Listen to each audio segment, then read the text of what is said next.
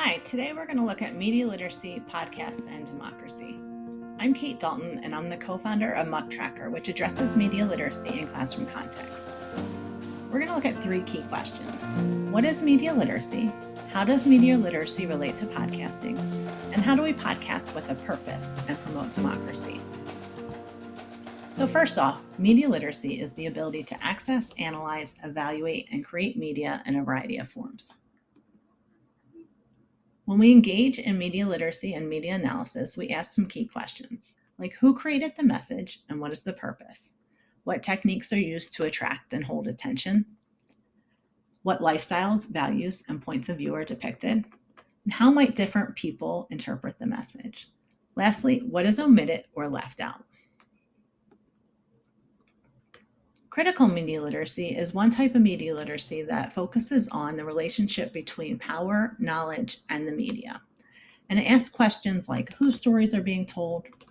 How does funding impact the stories and the messages that are conveyed? And how do we look at issues in society like access, representation, and economics? We're going to look at two specific media literacy concepts now that are particularly relevant to podcasts. They are misinformation and filter bubbles. Misinformation refers to any misleading, inaccurate, or false information that is shared. This can be completely unintentional. And misinformation can be pretty common in podcasts. A recent Brookings Institution study found that approximately 10% of the 8,000 political podcast episodes that they examined had some element of potentially false information.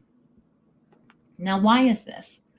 Well, misinformation is uniquely challenging in podcasting contexts. Listeners are listening on the go, and it's not as easy to fact check.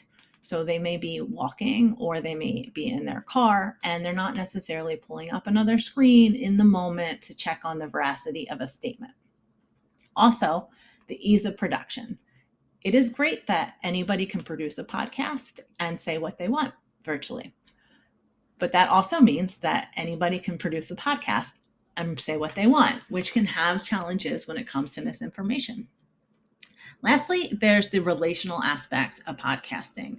It's one thing that we really like about podcasting, but it can be difficult when it comes to verifying information because we tend to believe things from people that we already have an attachment to or that we trust. And so we may not be as skeptical of information. And that also puts a little more responsibility on the hands of the podcast creator. Addressing misinformation is also complex.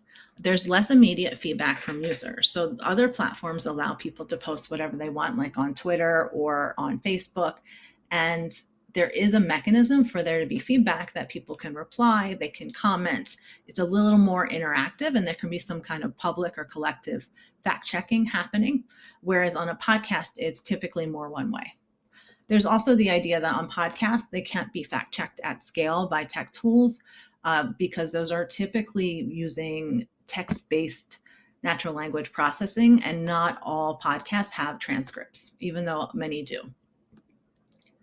Another concept from media literacy that relates to podcasts is this notion of a filter bubble. And that's when users encounter vastly different information depending on their interests.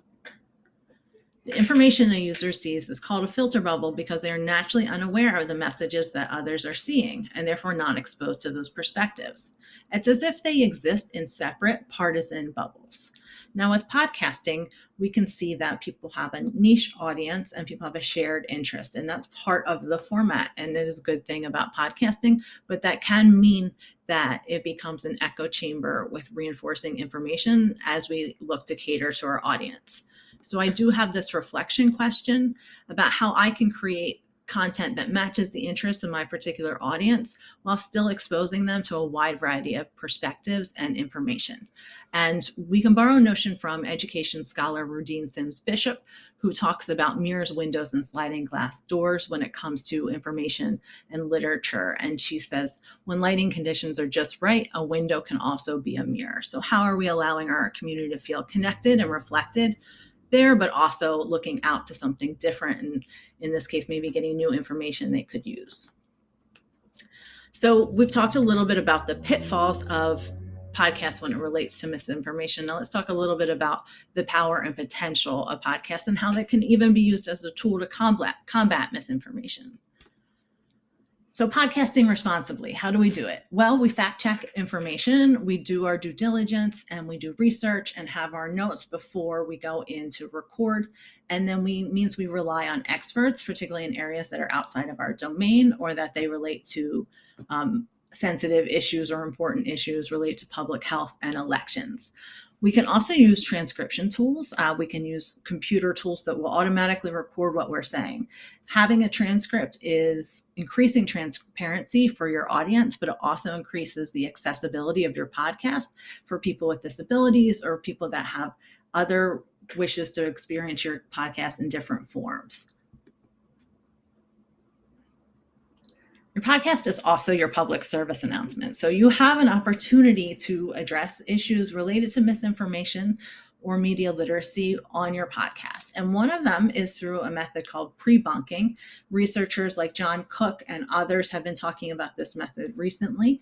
And it's a way to debunk lies or misconceptions ahead of time. It's like a preventative measure. And there's two really important ways that are effective, the research shows. And one is fact-based pre-bunking, and that's when we correct a misconception by emphasizing the fact. So you can talk about the misconception, but it's really important to use most of your time talking about consensus from researchers so that you don't reinforce a message that is not true. So that's fact-based pre-bunking. The other method is called logic-based pre-bunking, and that's when you model examining the fallacies and flaws in reasoning around misinformation. And that can be very powerful and helpful for your audience because then they can go out and apply that when they encounter similar misinformation. You also have the opportunity to look at media narratives and what the picture is and address gaps in coverage or provide more nuance in the conversation. And lastly, you're capitalizing on podcasting potential in a civics context. You can highlight multiple perspectives and facilitate dialogue in a unique way through your podcast.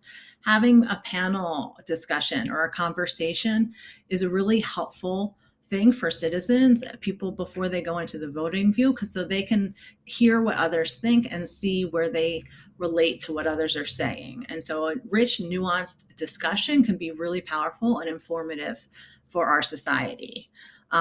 There are the particular challenges to podcasting, but you're also part of a great journalism and podcasting community. So seek out resources there for how to do that within your podcast context.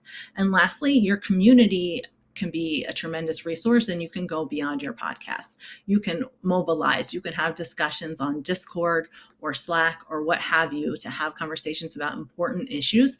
That's going to give you great feedback from your audience. It's going to help you all fact check each other, keep them engaged, and it's good for society, but it's also good for your podcast.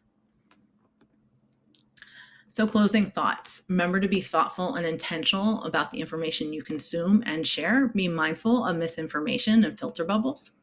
And know that while there are challenges associated with podcasting and some things that are unique, there's great potential to use it to make society more media literate and democratic. So I'll leave you with this last quote about the importance of the stories that you're telling, that stories matter, many stories matter.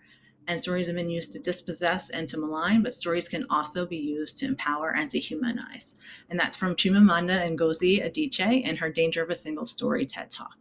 So I challenge you to go out within your podcasting community to empower and humanize your community and hopefully others. Thank you.